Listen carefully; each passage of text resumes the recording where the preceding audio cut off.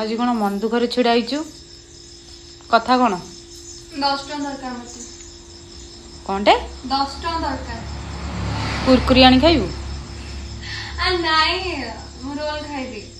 10 टका रोल अच्छी हां तू बस 10 टका दे मु पापड़ रोल बनने के देबी तू खाइबू पापड़ रोल हुए हां पापड़ मु बननेबी रोल सत कहूँ सत्तर पापड़ रोल हुए ताले बना ताले खाइबा पापड़ रोल मैं जमा खाइनी हो चले हो चल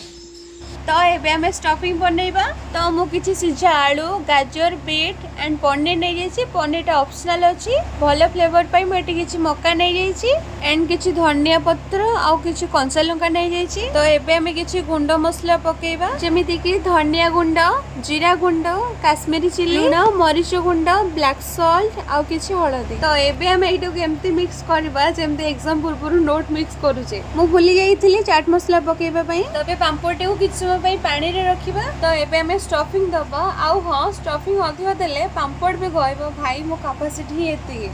एटा को हमें भी टिके रोल शेप दे दबा हम एबे एठी किछि ऑयल ले जाइछि ऑयल गरम होबे परे रोल गुडी को धीरे धीरे ऑयल रे छाडी दबा